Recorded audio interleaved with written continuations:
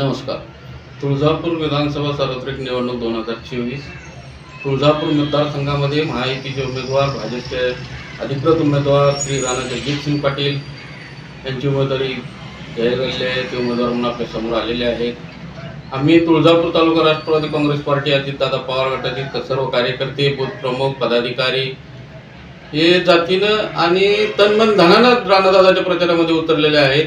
ग्रामीण भागामध्ये, घरोघरी, वार्डामध्ये प्रत्येक बूथवर आमचा कार्यकर्ता जाऊन मतदारांची गाठीभेटी घेत आहे आणि राणादादांना विजयी करण्याचं आव्हान लोकांना करत आहे. आज मला तुम्हाला सगळ्याला एकच सांगायचं आहे की महायुतीचं सरकार महाराष्ट्रामध्ये पुन्हा येणार आहे आणि आमचं राष्ट्रवादी काँग्रेस पार्टीच्या सर्व कार्यकर्त्याचं, पदाधिकाऱ्याचं, महाराष्ट्रातले असतील, तुळजापूरमध्ये असेल किंवा उस्मानाबाद जिल्ह्यातले असेल, सर्व पदाधिकाऱ्यांचं एकच स्वप्न आहे की महाराष्ट्राचा पुढचा मुख्यमंत्री हा माननीय अजितदादा पवार झाले पाहिजे आणि त्यांना मुख्यमंत्री करण्यासाठी वाटेल ती किंमत आम्ही मोजायला तयार आहेत आणि त्यासाठीच आपल्याला राणा जगजितसिंह पाटील यांना मोठ्या मताधिक्याने निवडून द्यायचं आहे. आणि माझ्या पदाधिकाऱ्यांना, कार्यकर्त्यांना आणि या तुळजापूर तालुक्यातील मतदार बंधू भगिनींना विनंती आहे की राणादादा हे एका ऐतिहासिक विजयाकडे वाटचाल करत आहेत. तुम्ही त्याचा एक भाग व्हा, विकासाचा भाग व्हा. राणादादा म्हणजेच विकास आहे.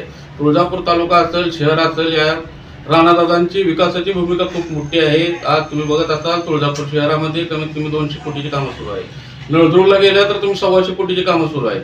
आज 180 गावं आपल्या विधानसभा क्षेत्रामध्ये आहेत. तुम्ही प्रत्येक गावामध्ये जावा, तुम्हाला कुठल्याही गावामध्ये गेल्यानंतर लोक असं सांगतील की बाबा राणादादांना आम्हाला एक सभागृह तर दिलंय, एखादा रस्ता दिलाय, पाण्याची सोय केली आहे.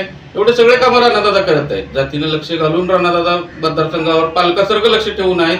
त्यामुळे आपली एकच इच्छा आहे आणि आपली एकच मागणी आहे की आता ह्या विधानसभेमध्ये राणादादाला आपण विजयी करून त्यांना जिल्ह्याचं पालकत्व म्हणजे पालकमंत्री करू आणि ते पालकमंत्री झाले तर आपले अजितदादा महाराष्ट्राचे मुख्यमंत्री होतील अशी अपेक्षा आई तुळजाभवानीकडे व्यक्त करतो. आणि आई तुळजाभवानी चरणी प्रार्थना करतो की आई जगदंबे या महाराष्ट्राच्या मुख्यमंत्रीपदी मान्य अजितदादा पवार यांना बसवो आणि राणादादांना पुन्हा एकदा तुळजापूरच्या जनतेची, तुळजापूर तालुक्याची सेवा करण्याची संधी दे. एवढं बोलून संपतो.